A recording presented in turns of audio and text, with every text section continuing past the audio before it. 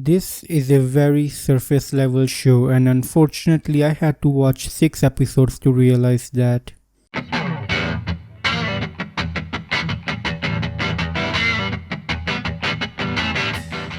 Hello everyone, this is 𝐒𝐔𝐑𝐅𝐀𝐂𝐄 here, and today we are going to talk about the last episode of Secret Invasion. But before we get started, don't forget to hit like and subscribe. If you like this video and wanna watch more, then I have a playlist on my channel where I have reviewed all the episodes of Secret Invasion, all nicely tucked in and organized. For now I am going to start explaining the plot of this episode, and after that I will share my thoughts, so do stick around for that. This episode starts with Vara getting a call from Nick Fury, who basically says goodbye in a very morbid manner, implying that he is about to do something where chances of him living are very minimum. But that's not really the case, and we'll get back to this point later. The scene cuts to a Skrull hideout where a car approaches the front gate and the guard shoots it down, but the car is empty and Nick Fury takes down the guards. We cut to the hospital where the president is getting briefed by Rhodey and some other general. Rhodey insists that the attack was done by the Russians and that the president should react aggressively to it. We cut yet again to the Skrull hideout. He doesn't find any other Skrull in the hideout other than the 2 guards outside. The radiation levels are high in the hideout and Fury is coughing and stumbling around and goes into the lab where Gravik is. Fury is so weak that he couldn't even take his pills. I don't know what they are supposed to do, maybe give him some protection from radiation I guess. Gravik gives a long whining speech about how everything that he's doing is Fury's fault. He also tells the story of his face. Apparently Gravik has the face of his first kill on Earth, the first person he killed that Fury told him to. And everyone I killed took a little piece out of my heart. Don't worry mate, watching every episode of this show took a piece of my heart as well. And then something happens. Something I had been waiting for the entire series to happen. You know what that is? A justification. Why Fury never kept his word. But you know what the justification is? I knew within a few years of searching that there was no other planet out. I knew the only way for me to keep my end of the bargain was build you a home here. Why didn't you do it? Because it's easier to save the lives of 8 billion people than it is to change their hearts and minds. And then the blip came. You know, the last thing I felt before I flaked off. Relief. Relief that I didn't have to fight anymore. That I finally had a way out.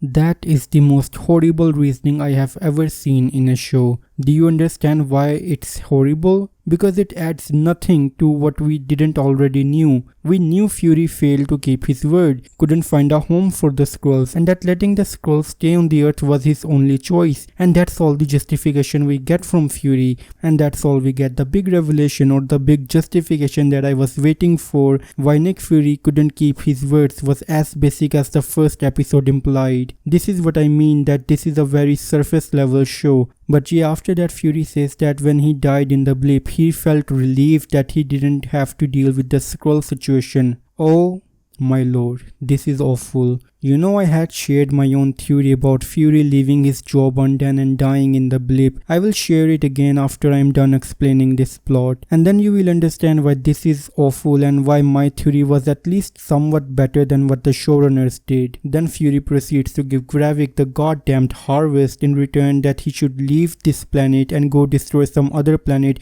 and make that planet their home. Gravik takes the harvest while Fury gets on his knees, which is what he has been since the beginning of this series. The only difference is that now we visually see Fury on his all fours now. You know, after watching this series, I'm glad that Iron Man died in Endgame and that Steve Rogers is also retired, because if they were alive they would have to deal with the same disrespect, and I'm glad that they died on a high note. So glad. Anyways, Gravik takes the harvest and gets his superpowers and becomes a Super Skrull while Fury lies on his knees. The first thing that Gravik does after getting superpowers is beat Nick Fury up. He goes to punch him, but Fury holds the punch with his hand and then punches Gravik away. At this point I was thinking, Well, everything about this show is horrible. They didn't justify Fury's character and they didn't justify anything in this show. But at least Fury has superpowers now and that he will beat Gravik in a big CGI fight like how every Marvel movie ends. But you know what happened? Well, of course you know what happened. It was Emilia Clarke all along,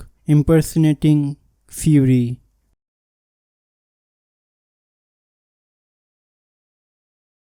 The tiny shred of happiness and positivity in my soul left at that moment. I was dead. I was a husk watching that. How could they put that on a big screen, dust their hands off and call it a good day's work? How?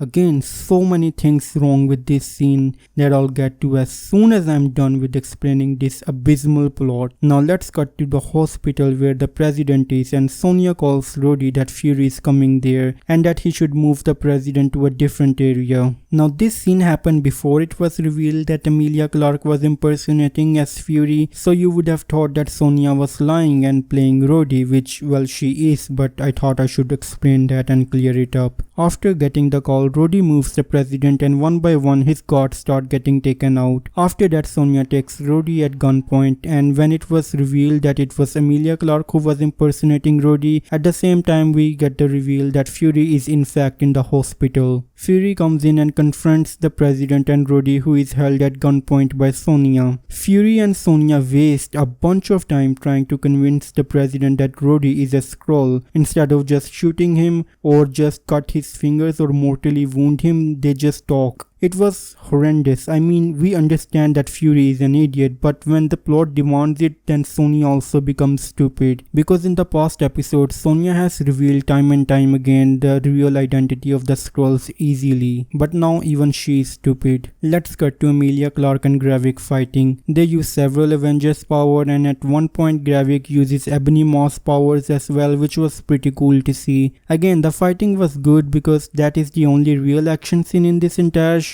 I think there might be 2 proper action scenes in this show, including the brief helicopter attack scene in the earlier episode. So yeah, $212 million for 2 action scenes that didn't even last that long. Anyways, they also use Carol Danvers' powers and takes the fight to the skies, and as soon as they go to the sky, for some reason Gravik stops using Carol's powers and simply starts brawling with Emilia and she puts him to sleep using Mantis's power and Gravik falls down. Shortly after that, Emilia kills him and just like that Gravik dies as unimpressively as his existence in the MCU. We cut to the hospital where Rhodey tries to take the gun from Sonya and Fury finally decides to shoot him. The president sees that Rhodey was a Skrull and calls off the attack. After that, Emilia goes to rescue the people downstairs and we finally see the real Rhodey, who has been here for well quite some time. After that, the president gives a speech about getting rid of the Skrulls from Earth and declaring them public enemy. We see some shots of vigilantes killing the Skrulls and impersonating humans, and sometimes the vigilantes gets it wrong and kill the actual humans. Again, I don't understand why it has to be vigilantes and not the government doing its job, but whatever. Fury goes to meet with his wife and apologizes to her for not being there for her. He asks her for one more chance, but she turns him down. After that, Fury makes a call to the president telling him that him giving that hateful speech was a dumb idea, and he raises his concerns about the vigilantes, but the president turns him down, saying that if he cares about the Skrulls so much, then he should get the Skrulls off his planet. We cut to Emilia Clarke randomly walking on the street until she is confronted by Sonya, who invites her to work with her. Emilia says that her father also made the same deal with Fury and it didn't work out well for him. Sonya addresses the issue by saying that they both have vaginas and that means that they won't make the same mistakes as Fury and Talos, which immediately convinces Emilia Clarke. We again cut back to Fury where he is getting back to Saber and then his wife comes and they both make up. Fury tells her that the Kree wants to make peace with the Skrulls and that Vara should be a diplomat for her people. Then Vara turns into her Skrull form and they both kiss for a very long time, and that's the end of this show.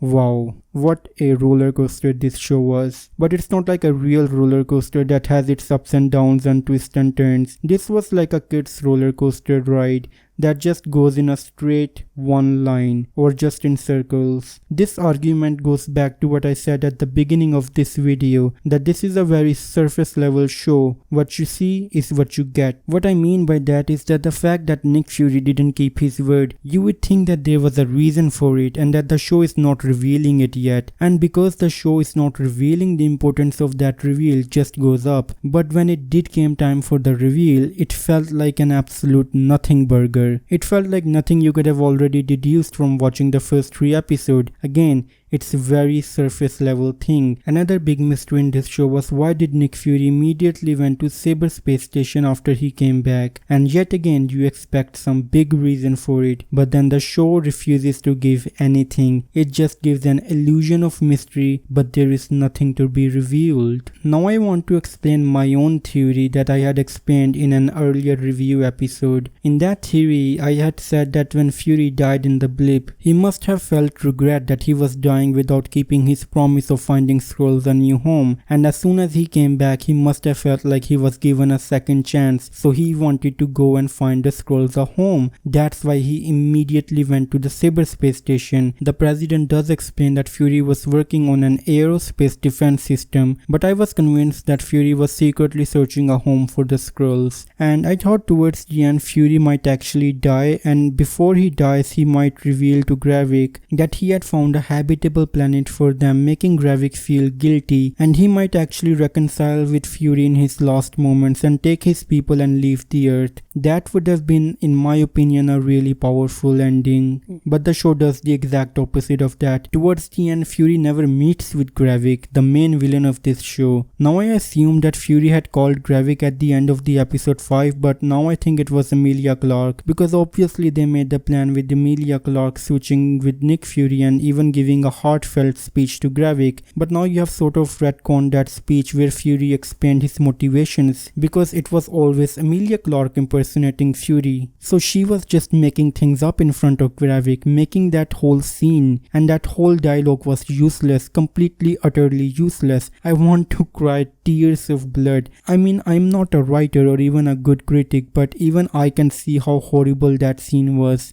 Now I want to explain to you what Fury did in this episode, and god damn it, listen to me closely and listen to me good. At the beginning of this episode, Fury calls his wife to say goodbye. Then he goes to the hospital and shoots Rhodey, meets with his wife again, makes a call to the president and leaves the planet with his wife. That's all he does. I'm not even kidding. That's all he does in this episode. Does this feel like it was supposed to be a show about Nick Fury? It feels like Loki all over again, where Marvel baits you into thinking that you're going to watch a show about this character, but then instead it becomes about this younger female character that is going to replace the poster character. I also want to briefly touch on the fact that Emilia never had to give Gravik the harvest, because Emilia has the same powers as Gravik. They were already on the same playing field. Emilia getting the powers just feels like an unnecessary step in Fury's plan. I know we never see Emilia use his Groot power that Gravik uses, but we never see Emilia use her powers too much, so I am going to assume that she had all the powers of Gravik, and giving him the harvest was a really dumb thing to do. But it is weird that she wins so easily against Gravik after they both get the powers from the harvest. It should be a neck-to-neck fight, but Gravik takes most of the beating and then dies really easily. Again, really weird stuff, and it's only there because the show needed some big CGI fight to end the show on.